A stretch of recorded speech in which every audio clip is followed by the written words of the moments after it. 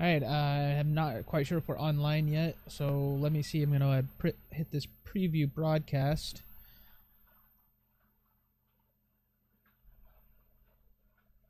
Okay, I think we're ready to go live here, so let's see what happens. All right, so we are now broadcasting. Hey, how's it going, guys? My name's Tom Phillips, paramedic with Learning to Survive. So if you caught my first ever live Twitter Periscope feed the other day, thank you for watching. I was pretty hesitant to go online at first, probably like most people. I was kind of scared of doing so.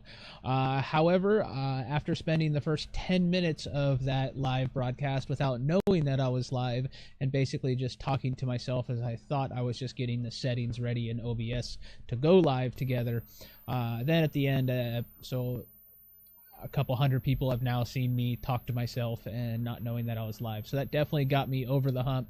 I can't really get any worse than that, I hope. So coming on today is pretty easy. So anyway, I'm coming at you today. The purpose, same reason that I did yesterday, but you probably didn't see it, is that so I started Learning to Survive here about a month or so ago. Currently, I just got some products up online, but the main purpose of it is that I want to start offering online first aid, educational, medical related classes. I've been teaching classes like that for about nearly a decade now, classes to just the public, to young children at school, all the way up to classes specifically for medical professionals, high level certification classes and whatnot. But I live in a pretty rural area and I really can't reach that many people, so I want to broaden my audience without having to travel around. I've done some traveling, teaching before, going to other states, talking at some pretty big things, but it's not really what I want to do. I want to spend some time more at home with my family. So the purpose of me coming online here is I've been told by a lot of people I should go out and ask, what do people want? I mean, it's one thing to say that you want to come to and sit down for a 4 or 6 hour first aid class, learn the basics, but which is fine. I've taught plenty of them, but I really like kind of diving deeper into individual topics and teaching you guys really what you want to know. So I got some questions for you here today. What kind of classes do you guys want to know about? You guys want to know about starting kind of from the beginning? You want to know about classes for scene safety, right? It's a big thing. If you've ever taken a first aid class before, making sure the scene is safe. We do it as EMS professionals also. We don't go in there unless it is. You want to know about bloodborne pathogens. Universal precautions is how it's usually referred to, and that's treating all bodily fluids as if they are infectious and what kind of things we need to look for in bloodborne pathogens. The medical ABCs.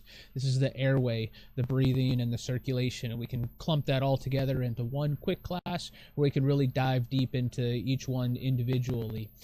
Traumatic injuries. Traumatic injuries are what people typically think of when they think of first aid. These are the bumps, scrapes, bruises, band-aids, things like that. But we can also talk about some bigger ones. Bleeding control.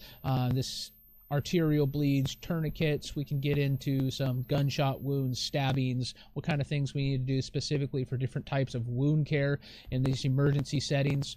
Talk about musculoskeletal injuries, applying splints, commercial ones, all the way down to how do we use sticks and twigs, household items to create makeshift splints in the meantime while we're either waiting for EMS to arrive or getting them to the hospital. What kind of things we really need to worry about, not just how do we put the splint together, but what kind of things are going on inside the body that we need to be worried about when we're splinting bones. Head injuries, not only what to do with somebody who's received a head injury, but what's kind of going on behind the scenes there. What are they doing on the sidelines with concussion protocols and stuff like that? We can talk a lot about that if you're interested in it. Spinal injuries. Once somebody's already received a traumatic injury, what kind of precautions do we need to take to not further exacerbate a potential spinal cord injury? Abdominal injuries, big long list of things that can go on here. We have a lot of stuff going on in our abdomen, and when it comes to injuries, what kind of signs and symptoms are things that we're going to look for to know about possible internal bleeding? What kind of steps can we take to help that person? Medical illnesses. Now, as I said before, traumatic injuries are usually what people think of when they think about first aid, but I can tell you from years of experience, far more people have medical related issues than they do traumatic ones. Traumatic ones are the excited ones, get elevate your blood pressure, get your heart pumping, all that kind of stuff. But the medical illness those are the ones that you really need to think about. Those are the ones that you need to play detective and try and figure out what's going on. And those are the things that are much more prevalent out there. So what do we do if we suspect somebody's having a heart attack? And a heart attack doesn't always mean cardiac arrest, where somebody, their heart stops, fall to the ground, go into CPR and all that. But what's the pathophysiology behind a heart attack? What are some of the signs and symptoms that we need to look for, and what kind of things can we do to help the survivability outcome for patients with potential heart attacks? What about strokes? What are some of the signs and symptoms of a stroke that we're looking for, and what kind of quick literal life-saving things can we do to help these patients out? Minutes definitely count when we're talking about strokes. Seizures, what do we do when somebody has a seizure, right? There's a lot of myths out there. We can do kind of a little mythbusters thing about seizures. I can tell you the things that you should and shouldn't do, and some of the crazy things that I've heard from teaching these classes that people have done. Diabetic patients, what is diabetes? What's going on with diabetic patients? How do we help them? There's different type 1, type 2. What are the differences? How do they affect the person differently? And what kind of steps can we take to help them? Respiratory patients can be COPD, bronchitis, asthma, CHF, congestive heart failure, a long list of things that go on with a respiratory patient. Also, what kind of steps can we take to help these patients out? What kind of signs and symptoms are we looking for? And what can we do from the first aid layperson standpoint?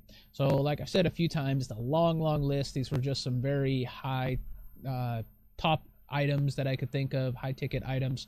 However, if you want to come up with a custom class, if you have any kind of ideas that maybe you or a group of people really want to know about, you want me to dive really deep into a subject, I'd love to do that. I've put together hundreds of custom classes like that before, varying from 30 minutes to 8 hours long. So you let me know kind of what you're looking for. I'm probably going to keep putting out some Twitter live Periscope feeds like this once a day for the next week or so, seeing if I can get anybody to come back. If I don't, I'm just going to start making these up on my own and putting them out there and hoping that somebody watches them. And teaching these classes over the years, I have actually had a couple people come back to me and said they've helped somebody, but that's really my main goal of doing these. I really hope that one day somebody's going to be able to come up to me. They're going to say that they were able to save somebody's life because of a class that I taught them, and that's huge. As a medical professional, as a paramedic on an ambulance, I have had the honor, the privilege of helping prolong some people's lives, but as one person I can really only do so much. So if I go out there and I teach a lot of people some other things, help them help other people, it's really the best way for me to get that word out there and help America protect itself. So if you got any comments, please leave them below. I'll be checking on this. If you have any classes that you want to put up, I'd love for some input, please, and thank you.